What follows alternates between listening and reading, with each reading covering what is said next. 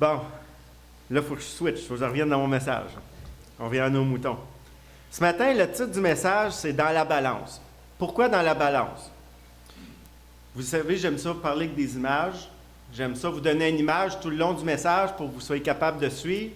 Parce que des fois, il vient plate, le gars en avant. Hein? Il vient long, il vient dur à suivre. Fait que, avec des images, des fois, je vais garder plus votre attention. Jésus, c'est un puissant modèle. Vous êtes d'accord avec moi? Ce matin, dans les textes qu'on va regarder, dans les textes qui sont exposés par Luc, on va voir que Jésus parle à ses disciples. Très important. Il ne parle pas nécessairement à n'importe qui.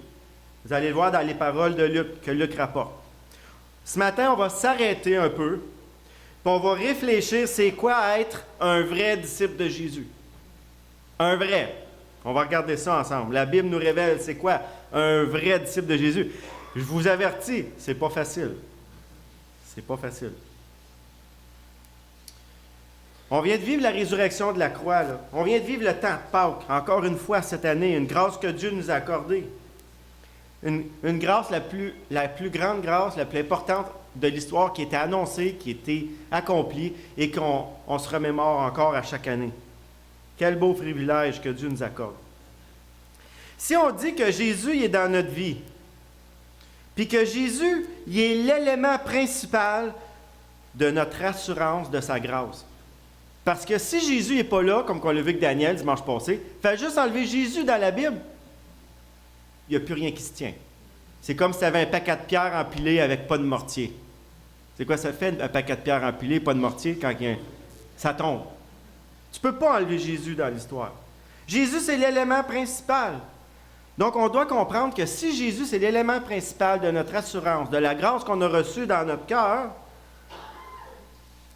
on a été libérés du péché par le pardon des péchés, purement immérité, qu'on ne méritait pas. Dieu est en train de nous dire, puis on va le voir dans les textes que tantôt je vais vous suggérer, il y a un changement qui s'est fait dans notre cœur. Il y a eu une intervention.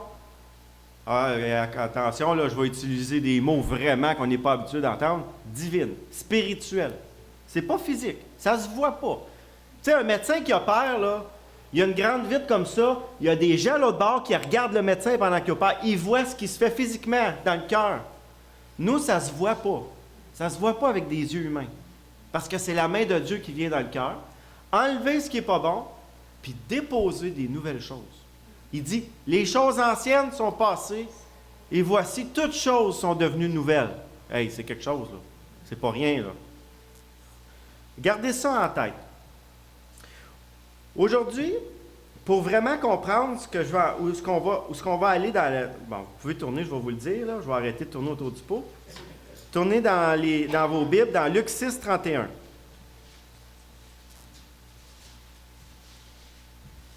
On dit tout le temps qu'un enfant de Dieu, c'est un être qui est complètement régénéré, complètement reprogrammé. Le cerveau, c'est un ordinateur qui peut se programmer de lui tout seul, par son propre bon sens, mais qui peut aussi être programmé par le Seigneur Jésus. Ce qu'on fait chaque dimanche, chaque mercredi soir, chaque fois qu'on lit la Bible, chaque fois qu'on écoute un message qui vient du Seigneur, on programme notre cerveau, on commande notre cœur. On programme notre cerveau pour qu'après ça, lui commande le cœur. Ou on peut dire l'inverse. On programme le cœur pour qu'il commande le cerveau. C'est pas grave. Juste avant d'aller dans le message, Paul a dit ceci, dans 2 Corinthiens 17, tournez pas. Quelqu'un qui est en Christ, il est une nouvelle créature. Il y a un changement. C'est pas vrai que tu es comme avant. Les choses anciennes sont passées, et voici, toutes choses sont devenues nouvelles. On va regarder ce matin, c'est quoi la nouvelle programmation qu'il nous a donnée. Une partie! Sinon, il faudrait rester ici bien longtemps pour regarder toutes les nouvelles programmations qu'il nous a données. Mais les paroles de Jésus sont fondamentales pour un enfant de Dieu. Elles sont importantes pour tout le monde, mais fondamentales pour celui qui suit Jésus. Parce qu'il ne marche plus par ses propres moyens. Il ne vit plus pour lui. On va voir toutes ces choses-là dans le texte ce matin. Je vais vous lire Luc 6, de 31 à 38. Luc 6, 31 à 38. Ce que vous voulez que les hommes fassent pour vous, faites-le de même pour eux. Si vous aimez ceux qui vous aiment, quel gré vous en sera-t-on? Les pécheurs aussi aiment ceux qui les aiment. Si vous faites du bien à ceux qui vous font du bien, quel gré vous en sera-t-on? Les pécheurs aussi agissent de la sorte. Si vous prêtez à ceux qui vous prêtent, et si vous prêtez à ceux de qui vous espérez recevoir, quel gré vous en saura-t-on? Les pécheurs aussi prêtent aux pécheurs, afin de recevoir l'appareil. Hein? Il y en a, tu les connais, là. Il y en a, tu le sais, là, ils ne l'ont pas pantoute. Mais vous aimez vos ennemis. Oh boy, ça j'ai hâte de vous l'expliquer tout à l'heure. Faites du bien. Prêtez sans rien espérer. Et votre récompense sera grande. Vous serez fils du Très-Haut, car il est bon pour les ingrats et pour les méchants. Soyez donc miséricordieux, comme votre Père est miséricordieux. Il y a juste les enfants de Dieu, vous allez voir, on va voir ça tantôt, qui peuvent être comme ça. Ne jugez point. Aïe, aïe. Ça et tout, j'ai hâte d'arriver là. Et vous ne serez point jugés. Ne condamnez point, et vous ne serez point condamnés. Absolvez, et vous serez absolus. Donnez, et il vous sera donné. On versera dans votre sein une bonne mesure, serrée, secouée, qui déborde, car on vous mesurera avec la mesure dont vous vous êtes servi. Ouch! Aïe aïe! Pas mal, ça. Bon. OK, là, on va sortir de notre image, là. OK? Dans les paroles qu'on vient de regarder du Seigneur Jésus, qui sont rapportées par Luc, ceux, il y en a, ils ont peut-être les Bibles avec les Écritures en rouge. Donc, on voit vraiment que c'est Jésus qui est en arrière de ça, même si c'est Luc qui écrit. On voit ici des commandes. On voit ici des déclarations. C'est ça qu'on va regarder ce matin. Jésus veut insérer dans notre nouveau cœur, qui est le centre de notre être, de notre ordinateur principal, il veut insérer des nouvelles commandes. Il veut nous mettre à jour. Hein, si on parle en 2024 là, avec les ordinateurs, il veut faire une mise à jour. Parce qu'on a besoin des mises à jour. On a besoin des mises à jour. Le chapitre 6, 27 à 31, je ne sais pas pourquoi, mais quand j'ai fait la lecture dernièrement, il y a 2 semaines, il m'a vraiment, vraiment frappé. C'est pour ça que j'avais à cœur de le partager avec vous. L'affirmation que Luc y rapporte à l'égard de ceux qui écoutent, de ceux qui obéissent, parce que il n'y a que les enfants de Dieu qui peuvent obéir et écouter à la parole de Dieu. Ceux qui ne croient pas en Dieu n'obéissent pas à sa parole, ne croient pas à sa parole. La disquette, la mise à jour, elle ne se fait pas, là. Ça ne rentre pas dans l'ordinateur. Je vous exhorte à vous imaginer ici, là, comme si on est sur une balance. Okay? Imaginez-vous, là, vous êtes tous assis sur une balance. Prenez quelques secondes. Imaginez-vous une belle grosse balance, là. Pas les balances qu'on embarque dessus à la maison, là. Ça ne marche pas. C'est pas cette image-là que je veux que vous ayez. Je veux que vous ayez l'image de la balance, là, qui a 2 côtés, là. OK? C'est cette image-là que je veux que vous ayez dans votre tête. Imaginez-vous assis d'un côté, puis il n'y a rien de l'autre bord. Qu'est-ce qui arrive? Ta! Hein? Dieu, il veut qu'on ait une vie équilibrée. Dieu, il veut qu'on soit équilibré. Il veut qu'on marche comme des enfants de Dieu.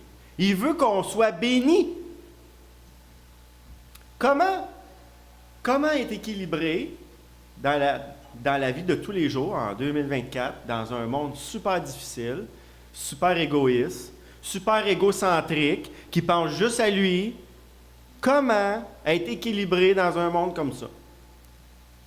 En regardant les commandes ou les déclarations que Dieu fait à son peuple.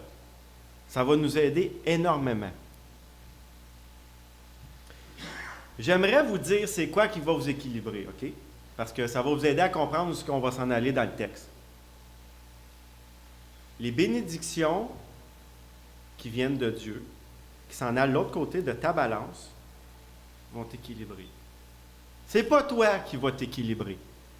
C'est pas en prenant soin de toi-même. C'est pas toi qui peux gorocher des bénédictions l'autre bord pour te remonter. Tu peux pas te remonter toi-même. Les gens du monde essayent par eux-mêmes de se remonter. Toi, tu peux pas. Tu es un enfant de Dieu. Tu sais que tout vient de Dieu. Donc, si tu veux recevoir des bénédictions pour équilibrer ta balance, il faut que tu regardes qu'est-ce que Dieu te demande, comment Dieu te dit de vivre, pour que lui vienne déposer des bénédictions sur l'autre côté pour que tu sois équilibré. C'est ça qu'on va regarder ce matin ensemble. On va voir premièrement que Jésus fait une déclaration globale, une déclaration générale. OK? Ensuite, il va faire une déclaration sur les pécheurs. Il va nous mettre en évidence comment que les pécheurs vivent, comment que le monde sans Dieu vit. Ensuite, il va faire une déclaration à nous autres, à ses enfants. C'est ça les trois choses qu'on va voir ce matin. Déclaration générale, déclaration des pécheurs, déclaration des justes. On va vraiment séparer ce matin le peuple de Dieu du monde. On va voir c'est quoi la différence. On va voir c'est quoi que Dieu dit pour un enfant de Dieu. Dépêche-toi, Carl, le temps avance. Première, le verset 31 qu'on vient de lire. La déclaration globale, OK? Que j'ai appelé ça comme ça. Bon. Ce que vous voulez que les hommes fassent pour vous, faites-le de même pour eux. Encore avec notre balance. Est-ce que c'est toi il faut que tu travailles sur ton bord? Non. Le Seigneur est en train de dire, ce que tu vas faire pour les autres, c'est ça qui va revenir à toi. C'est pas toi qui va prendre soin de toi. C'est ton papa en haut qui va s'occuper de toi. Mais lui, il dit, occupe-toi des autres. Ce que tu aimerais que les autres te fassent, fais-les. Puis il dit, moi, je vais m'occuper de toi. Il faut arrêter de penser à nous autres. On vit dans un monde qui dit, pense à toi, prends soin de toi, repose-toi, oublie le reste du monde. C'est contraire à la parole de Dieu, c'est contraire à ce que Dieu nous demande. Dieu il dit, moi, je vais m'occuper de toi. Toi, fais aux autres ce que tu voudrais qu'il soit fait pour toi-même. Ça, c'est une déclaration que Jésus fait qui est vraiment importante. Parce que souvent, là, notre ordinateur, il oublie bien des affaires. Mais là, le matin, le Seigneur, il vient le remettre dans notre ordinateur. Il vient refaire la mise à jour. Là. On l'a peut-être oublié, ça. Pour ajuster notre balance, comme je viens de dire, dans la vie chrétienne, on ne peut pas lancer nous autres-mêmes l'autre côté des bénédictions. Ils ne viennent pas de nous autres, ils viennent de Dieu. Mais Dieu nous dit d'aller vers les autres puis de faire ce qu'on aimerait qu'ils nous fassent. Ça, c'est un truc. En bon québécois français, là, c'est un truc, c'est un type. Dieu est en train de nous dire, regarde, t'en veux des bénédictions? Mais ce que tu aimerais là, recevoir, là, fais-les aux autres. Puis dis-moi, ben, je vais le voir puis je vais m'occuper de toi. Si tu es un enfant de Dieu ce matin, puis tu as reçu la vie éternelle, tu as reçu le pardon des péchés dans l'œuvre de Jésus-Christ à la croix, j'aimerais que vous regardiez le verset 27, toujours dans Luc 6. Mais je vous dis, à vous qui m'écoutez, qui écoute la parole de Dieu? Les enfants de Dieu. À vous qui m'écoutez. Le verset 27 il est important ici, là. Parce que là, il vient vraiment démontrer qu'il ne parle pas au reste du monde. Parce que le reste du monde, là, il ne peut pas prendre cette commande-là. Ils ne sont pas capables de vivre avec ça. Non, c'est pas vrai, il faut que je pense à moi-même. Voyons. C'est vraiment, Dieu agit contraire à notre nature. Le verset 27 il est important pour ça. C'est vraiment pour savoir clairement à qui Dieu s'adresse quand il parle. Ceux qui le suivent. ceux qui m'écoutent, ceux qui m'obéissent. Notre manière de parler, notre manière de vivre, là, elle doit être complètement changée, complètement chavirée. Si tu regardes Jésus, si tu lis la parole de Dieu chaque jour, tu vois comment Jésus a vécu. Tu vois ce qu'il a fait à la croix pour toi. Tu vois ce qu'il te demande. Tu ne peux pas rester indifférent. Tu ne peux pas continuer à marcher. Ta chair, le corps, comme Paul dit, il ne se convertira jamais. Tu as une bataille en dedans de toi-même. C'est normal que tu penses à toi, puis que tu veuilles t'en sortir par tes propres moyens. La chair humaine est comme ça. C'est une erreur qu'on fait quand on écoute la chair.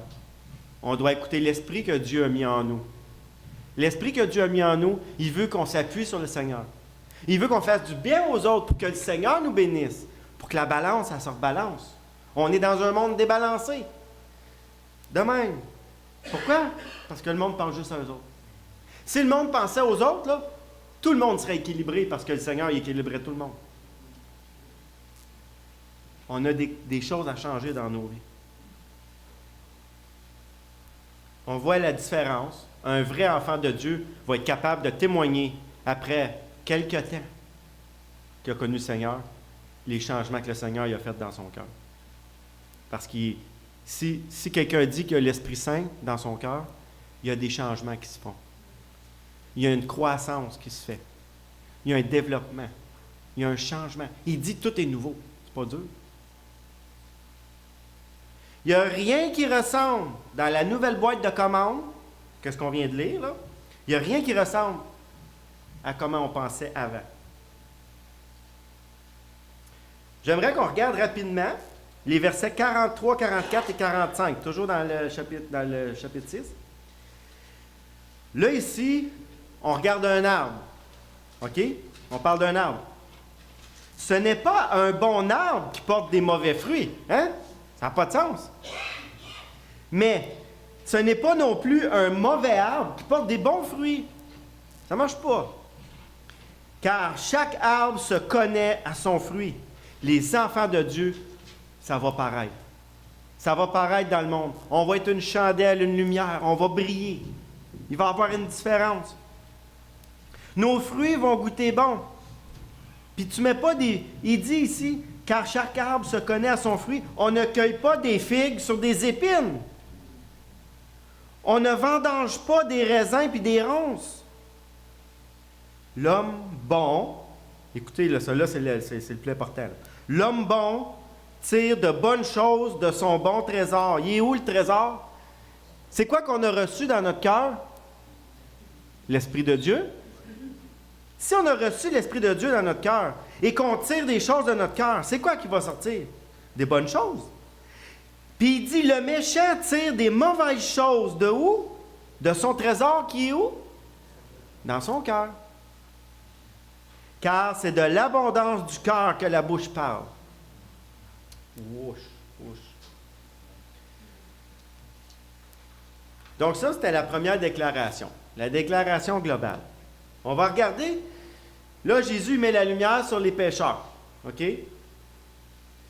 Les versets 32 à 34. Il dit, « Si vous aimez ceux qui vous aiment, quel gré vous en saura-t-on? Les pécheurs aussi aiment ceux qui les aiment. » Écoutez ici, là, on parle vraiment du monde qui ne connaît pas Dieu. Très important de le spécifier. « Si vous faites du bien à ceux qui vous font du bien, quel gré vous en saura-t-on? Les pécheurs aussi agissent de même. Et si vous prêtez à ceux de qui vous espérez recevoir, quel gré vous en saura-t-on? Les pécheurs aussi prêtent en attendant de recevoir la balance. Les pécheurs là, sont assis dans leur balance, là, puis ils trichent, eux autres. Eux autres, ils envoient des petits poids au bord pour se remonter eux autres mêmes. Ça marche. Visuellement, ça marche. Spirituellement, ça ne marche pas. Il reste de même. Ici, Jésus il énumère le comportement des gens qui ne connaissent pas Dieu. En 3 aspects. Regardez bien. Les versets 32, 33 et 34. Vous verrez, si vous la regardez lentement, là, il énumère le comportement, il énumère quelque chose en rapport avec l'amour, parce qu'il dit, Vous aimez ceux qui vous aiment. Fait qu'ici, il vient parler de l'amour. Après ça, il parle de l'agissement, comment ils agissent. Puis après ça, il parle du partage. 3 aspects de la vie. Clairement, on voit, vous voyez comme moi, quand on regarde ce petit passage-là, que les méchants, les gens du monde, qui ne connaissent pas Dieu, font aussi de bonnes choses. Mais voyez-vous dans quelle intention qu'ils font? Ils prêtent en espérant de recevoir. Avant de donner, c'est parce que quelqu'un d'autre leur a donné avant. Les gens du monde ne donnent rien si quelqu'un ne leur a pas donné avant. Puis, les gens du monde, là, ils n'aiment pas quelqu'un s'ils ne sont pas d'abord aimés par cette personne-là.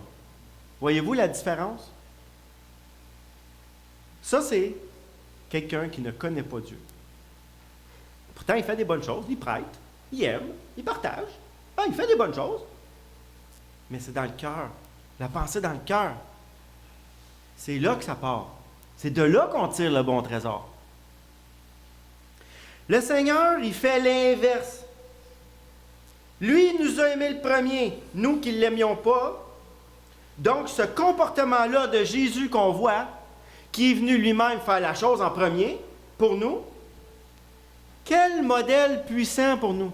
Oups, on doit faire les choses comme le Seigneur maintenant. On doit d'abord aimer ceux qui ne nous aiment pas. Hey, pas facile. On doit prêter sans rien espérer en retour. Hey, c'est pas normal, ça, dans le monde qu'on vit. C'est pas normal. Puis on doit agir en premier avec le monde, pas l'inverse.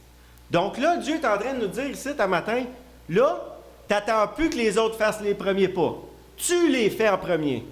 Moi, je suis descendu du ciel, puis je suis venu les faire pour toi. Je t'ai montré l'exemple, je l'ai fait, je l'ai tout accompli, maintenant c'est ton tour. Tu continues. Le pécheur n'agit pas le premier. Le pécheur, il n'agit pas le premier, il n'aime pas le premier, puis quand il prête, il attend le retour. Il attend le retour. Moi, je le sais, là, avant de connaître le Seigneur, là, je savais en tabarouette à qui prêter et à qui pas prêter.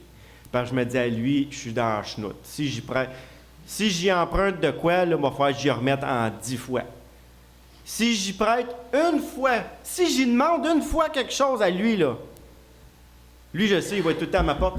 Hey, là, je t'ai aidé la dernière fois, là, j'ai besoin de ça. Là. Hey, là, tu te rappelles quand j'ai fait ça pour toi? C'est ça, les gens du monde. Ils se rappellent en tabarouette quand ils vous ont prêté quelque chose. L'enfant de Dieu, il l'a oublié. L'enfant de Dieu, il t'a prêté quelque chose, là. Des fois, ça peut être un outil de grande valeur, là. Puis là, ça fait 2 ans que tu l'as, tu te dis « Oh shit, j'ai oublié de redonner ça à mon chum. » On va parler en québécois. Puis là, à un moment donné, tu l'appelles, puis tu lui dis « Hey, je m'excuse, je viens de voir dans mon garage, j'avais ça qui est à toi. » Mais si ton frère, dans le Seigneur, là, c'est un vrai enfant de Dieu, il va dire « Ah, ben, c'est pas grave, là, je pense pas à ça. Là. » Il n'attendait pas après ça pour être heureux, là. Mais le pécheur, là, le gars dans le monde, là, il y a une liste, là, puis il y a ton nom, il est là, là. Puis si tu as oublié de le ramener, crée-moi qu'il va t'appeler. Parce que c'est important, il pense à son outil dans le garage, il a travaillé fort pour, il l'a acheté avec son argent, là. C'est quelque chose, là. L'enfant de Dieu, il n'est plus comme ça. Il cherche d'abord l'intérêt des autres avant le sien, comme Dieu le veut. Le pécheur, il ne sait pas c'est quoi le vrai partage. Parce que lui, il calcule avant de prêter. Si je prête à lui, et je vous donne un exemple, OK? Tu es un gars qui a tout, tu sais, tu as un beau garage, tu as tout, tu as tout le kit. Puis le gars qui s'en vient, là, il a les souliers parcés, il roule sur le spare, il s'en vient de voir, « Hey, je peux-tu t'emprunter telle affaire? » Là, tu vas dire, « Ben, lui, il ne pourra jamais me remettre ça. »« Ah, je m'excuse, non, je ne peux pas te prêter. » Mais son voisin qui a tout comme lui, il s'en vient, « Hey, je suis cassé, là. » Il va dire, ben oui, parce qu'il sait qu'il va être capable d'arranger l'appareil. Il calcule. L'enfant de Dieu n'est plus comme ça. L'enfant de Dieu n'est pas comme ça. Il est reprogrammé. Il le sait qu'il ne faut pas qu'il agisse comme ça. Parce que le Seigneur, il a dit. Donc, quel changement qu'on aperçoit? C'est que là, ça vient d'abord de nous et on n'attend pas que l'autre fasse le premier pas. On le fait en premier. De bon cœur, sans rien espérer en retour. C'est pas facile. Et je sais, je vous lance ça comme ça. On est dans notre corps.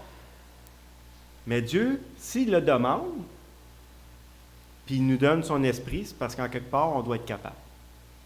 Il faut le mettre en pratique. Il faut le mettre en pratique. Tout simplement. Est-ce que vous voyez, là, dans ces trois versets-là, 32, 33, 34, voyez-vous comment Dieu il met la lumière sur comment que quelqu'un qui ne connaît pas Dieu agit? C'est clair. Il décrit carrément. Il dit les pécheurs agissent comme ça. Les pécheurs agissent comme ça. Les pécheurs agissent comme ça. Maintenant, on met la lumière sur les enfants de Dieu. Ah, là, le paragraphe est un petit peu plus long, plus élaboré un peu. Parce que là, il parle à ses enfants. Troisième déclaration. Mais aimez, verset 35. Mais aimez vos ennemis. Ah. Mais c'est ça que Jésus a fait. Il a quitté le ciel pour nous aimer parce qu'il nous aimait. On était ses ennemis. Il nous a montré l'exemple. Il dit faites du bien. Faites du bien. Là, ici, il ne spécifie pas à qui. Il dit faites du bien. Ça veut dire entre nous, enfants de Dieu, bien sûr. Hein? Puis au reste du monde. Prêtez sans rien espérer. Hey! Il parle à qui? Verset 27. Ceux qui écoutent. Nous autres. Prêtez sans rien espérer. Hey, là, on revient avec notre balance. Écoutez le prochain, là. Là, on est assis dans notre balance. Qu'est-ce que Dieu dit? Et votre récompense sera petite? Grande. C'est Jésus qui parle, là. C'est celui qui est descendu du ciel, qui est venu mourir pour toi à la croix, là. C'est quoi qu'il faut que tu fasses si tu veux que ta récompense soit grande? On ne s'en cachera pas, hein? On veut tout être béni. Hein? On veut vivre dans la bénédiction du Seigneur. Est-ce qu'il faut prendre soin de nous autres? Le Seigneur, il dit, je vais te bénir. Mais, regardez, là, il dit des choses. Et vous serez fils du Très-Haut, car il est bon pour les ingrats et les méchants. Hey, es-tu bon, Dieu? Jésus lui-même, il dit, je suis bon pour les ingrats et les méchants. Pourquoi? Parce qu'il est patient. Parce qu'il est rempli d'un amour incompréhensible qu'on ne peut pas comprendre. Hey, verset 36, là, commence à nous en demander pas mal. Soyez donc miséricordieux. C'est quoi être miséricordieux? On va le voir tout à l'heure. Comme votre Père l'est. C'est qui notre Père maintenant? Celui qui a reçu Jésus dans son cœur, il peut dire que son Père, c'est Dieu. Il dit, comme votre Père est miséricordieux. Il est en train de dire, vous avez eu l'exemple, je suis descendu du ciel pour vous autres. J'ai tendu une corde à votre misère, hein, comme on dit, notre frère Daniel nous le dit souvent. Jésus a tendu une corde dans notre misère. C'est bon. Ah, le verset 37. Ne jugez point. Eh boy, hein? Si on pourrait avoir une grande tache blanche avec un petit marteau, là, on se prend pour des juges bien souvent. Ça, on est bien bon. Il dit, ne jugez point, et vous ne serez point jugés. Vous ne voulez pas que les autres vous jugent? Qu'est-ce qu'il faut faire? Est-ce que c'est dur? Oui, c'est dur. Mais est-ce que c'est simple à comprendre? À comprendre, c'est très facile. On le lit, Dieu le dit, c'est simple. Mais le faire. Et on n'est pas des juges. On n'est pas des juges. On n'a pas de petit marteau et une grande tache blanche. Il faut arrêter d'essayer de jouer aux juges. On n'est pas des juges. Ne jugez point. Ne jugez point. Pas facile. Oh, continue, c'est encore dur, ça. Ne condamnez point. Et vous ne serez point condamnés. Absolvez. Et vous serez absolus. Absous. Donnez. Et il vous sera donné. On versera dans votre sein Une bonne mesure serrée, secouée, qui déborde. Ta balance, là, sais-tu qu'il y a des bonnes chances qui arrivent?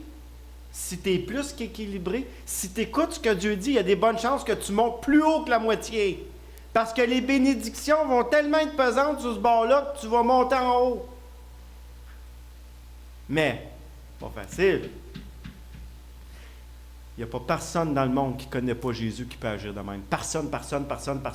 Ils ont toute une programmation contraire à celle-là.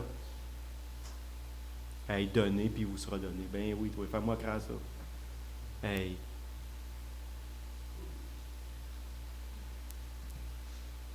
Mais vous, les disciples de Jésus, de Dieu, aimez vos ennemis. Faites du bien à tout le monde. Prêtez sans rien attendre en retour. Il dit ensuite de ça, la récompense sera grande. Il faut le mettre en pratique. Il faut la pratiquer, la parole de Dieu. C'est pas Paul qui a dit dans Éphésiens 2, 8 et 9, puis après, quand il dit que les œuvres ont toutes été préparées d'avance pour qu'on les pratique? C'est pas ça? Non, mais je sais, mais je fais juste voir si vous écoutez. Je sais très bien que c'est ça.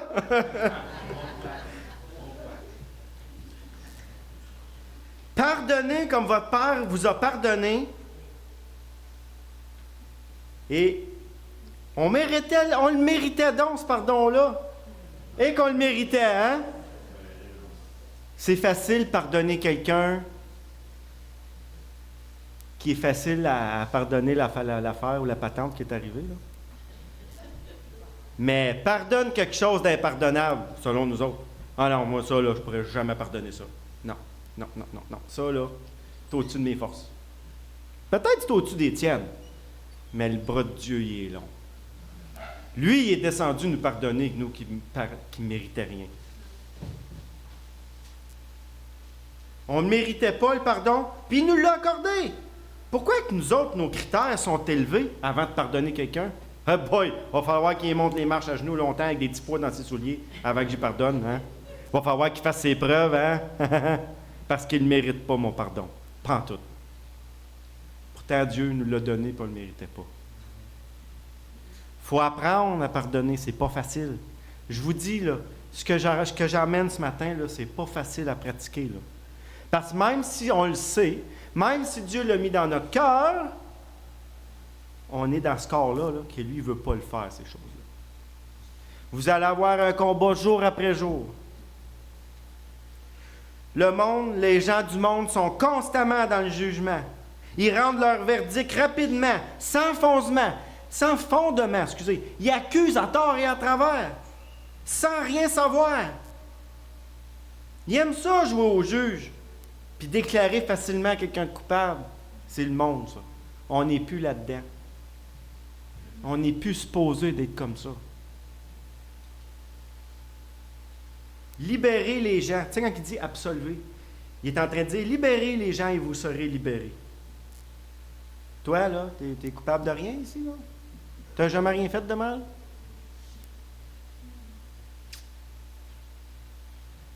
Mais c'est vrai, tu as reçu une grâce imméritée. Ah. Tu n'en méritais pas. Tu ne le méritais pas, le pardon. Je ne le méritais pas. Mais Dieu m'a pardonné. Il faut le mettre en pratique, ça. Bon, il y a un cheminement. Il y a un temps pour chaque chose. On n'est peut-être pas toujours capable de le faire comme ça. Mais dans ta tête, si au moment même, tu te dis, la première affaire que tu te dis, c'est « je ne serai jamais capable, puis je ne veux pas », tu as le droit de dire dans ton cœur « je vais avoir de la misère, celle-là ». Ça, je peux comprendre. Mais que tu dises dans ton cœur « jamais je vais le pardonner, cette affaire-là », Dieu, il voit toutes choses. Moi, je ne le vois pas, je ne sais pas. Là. Moi, je ne suis pas le juge. Moi, je ne suis pas au juge. Puis moi, je ne condamne pas. Parce que je ne connais pas tout. Libérez, vous serez libérés. Donnez, vous le sera donné. Là, ici, j'ai un petit exemple. Un bel exemple. Si Mme Godin serait assise là, il y en a une gang qui rirait un matin. Parce que si tu avais l'opportunité d'aller faire un tour chez monsieur et madame Godin, parce que c'était tout un privilège d'aller là. Hein? Tu étais servi comme un roi ou une reine. Eux autres, ils savaient c'était quoi être accueillant. Si tu avais, bon, je vais dire le mot malheur, là, mais c'est pas un malheur, là. Si tu avais le malheur de dire à Anita ou à Fernand, hey, c'est donc bien beau cette affaire-là dans leur maison, bien, tu venais d'hériter d'un cadeau. Tu venais d'hériter d'un cadeau direct là. Si quelqu'un disait, hey, il est bien beau, c'était bien belle ta cafetière, bien, Anita, elle se levait. Elle ne disait rien. Elle prenait la cafetière, elle la dépluguait, puis elle te la donnait. Tiens, elle est à toi. Si tu disais, il est bien beau ton vase, tu venais d'hériter. Il est bien belle ta cravate.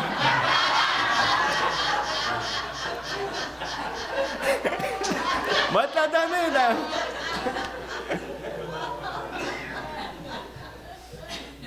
Ayez pas peur de donner. C'est ça que je veux dire. C'est ça que Jésus veut dire. Monsieur Godin et Anitas, là, sont même plus ici, puis ils donnent encore tellement qu'ils ont donné. Puis tellement qu'il y en avait à donner.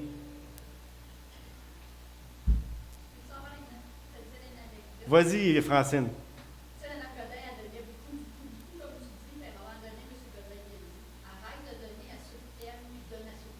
C'est vrai. Ouais. Donc, nous autres à Tursault, ceux qui ont connu, on est 10 fois plus coupables que les autres. Parce qu'on a goûté à ça. On a vécu ça. On l'a vu de nos propres yeux. Puis, ceux qui les ont connus, ils ont vu qu'ils ont été très, très bénis. Très bénis.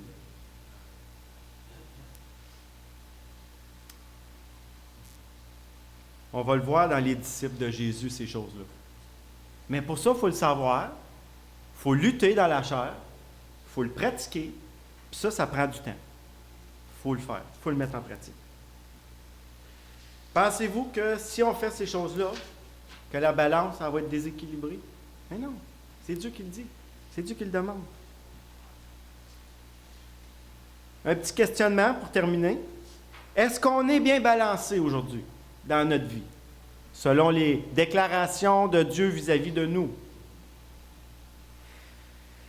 Est-ce visible en nous, ces commandements-là que le Seigneur a placés dans nos cœurs? Sommes-nous où sommes-nous encore, comme les gens du monde, à chercher notre propre intérêt?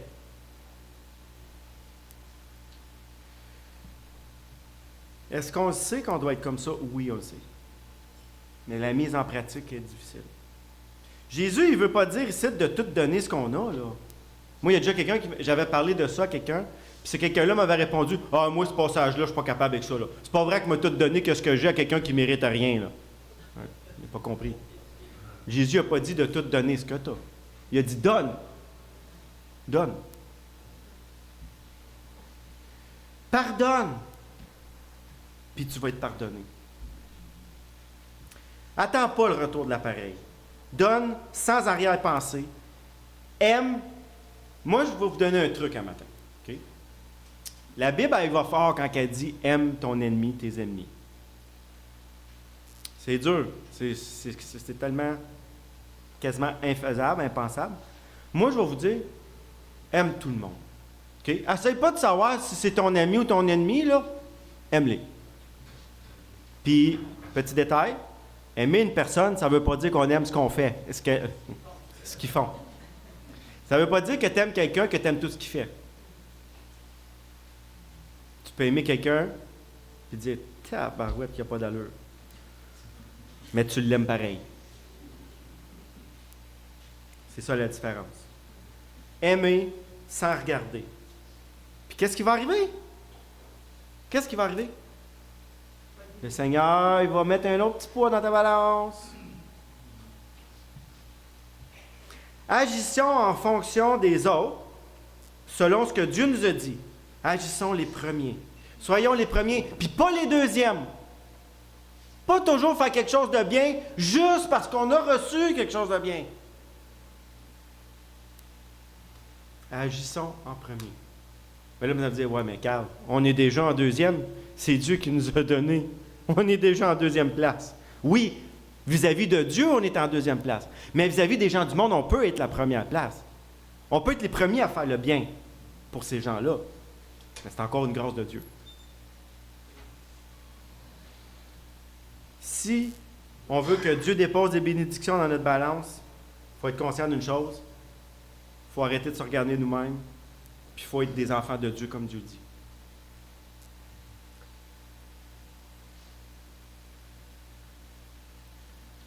Moi, je prie que le Seigneur y apporte dans notre cœur quelque chose qui vient de lui. J'implore sa grâce dans les temps difficiles qu'on vit, qui vienne mettre dans notre cœur la capacité de faire ça. Parce que par nous-mêmes, on ne sera pas capable. Je ne suis pas niaiseux, là. Je sais que ce n'est pas facile. Je prie le Seigneur qui vienne intervenir dans mon cœur, dans le vôtre. Parce que clairement, on se plaint que ça va mal dans le monde. On dit que c'est dur, que ça n'a plus d'allure. C'est vrai. Mais Dieu, il est toujours là, au contrôle de toutes choses. Est-ce qu'on y croit à ça? Est-ce qu'on y croit à ça? Oui. On est son ambassade. On est ses enfants. On est sa lumière dans le monde des ténèbres.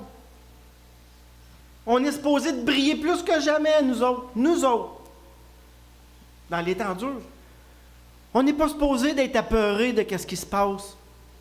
On est juste supposé de se recentrer encore plus, puis prier encore plus, puis s'agenouiller encore plus. Puis est-ce qu'on va sombrer dans une peine épouvantable? Mais non! Dieu va déposer de la joie dans notre balance.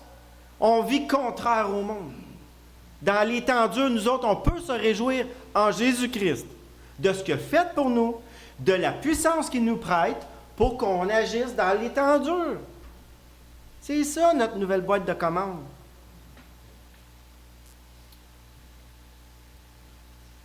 Il n'y a rien qui se compare à notre vie d'avant puis notre vie de maintenant. Quand Jésus, il transforme le cœur, il n'y a plus rien. Plus rien. Puis je termine avec le verset qu'on a vu tantôt, 45. Je le répète. L'homme bon tire de bonnes choses de son bon trésor. Pour que ça se fasse, là, Jésus doit être dans ton cœur. Parce qu'il dit que le méchant tire des mauvaises choses de son cœur. Car c'est de l'abondance du cœur que la bouche parle. On est là pour annoncer le merveilleux message de l'amour de Jésus envers nous, mais aussi ça vient avec un enseignement, ça vient avec des changements, puis ça, c'est une bataille jour après jour.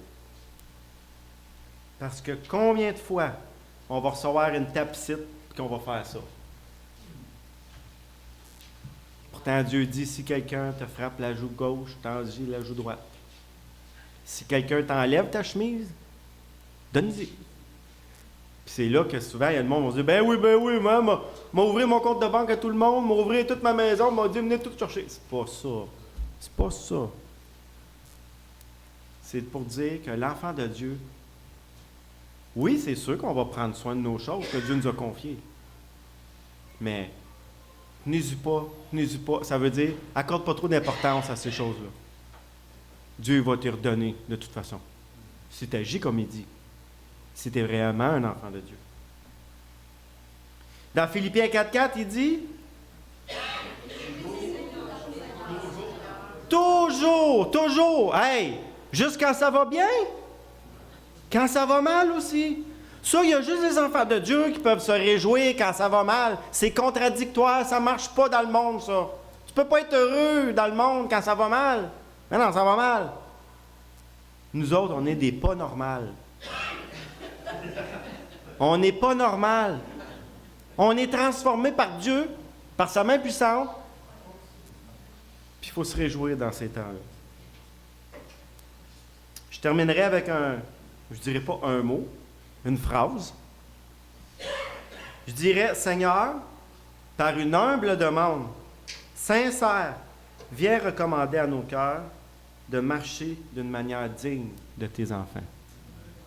Qu'on puisse avoir une vie équilibrée, peu importe les circonstances, que le Seigneur il revienne demain matin, après-midi ou dans 10 ans, qui verse en nous la capacité de surmonter ça comme des enfants de Dieu. haut la main. Pourquoi haut la main? Pas parce qu'on est bon, parce qu'on agit comme il dit, puis parce qu'on agit comme il dit, lui, il vient déposer des bénédictions dans notre vie. Puis notre vie, nous autres, elle va être équilibrée jusqu'à la fin. Équilibrée où? Dans notre cœur. Tu vas être capable de passer à travers de toutes les choses. Mais pour ça, il faut que tu aies reçu la petite disquette, il faut que tu aies changé tes commandes, puis il faut se les renouveler de temps en temps. Parce que l'ordinateur, elle oublie des affaires. Des fois, ça s'en va dans la corbeille. Mais il faut les ramener. Donc, je prie le Seigneur qui continue jour après jour de nous témoigner dans notre cœur qui est toujours là, puis de nous rappeler les petites choses qu'on doit pratiquer pour qu'on soit digne de ses enfants. On n'est pas dans un monde facile. C'est pas vrai que c'est facile. Donc, pour terminer, j'inviterai Daniel et Jean-Pierre et les concernés pour terminer la louange, le temps.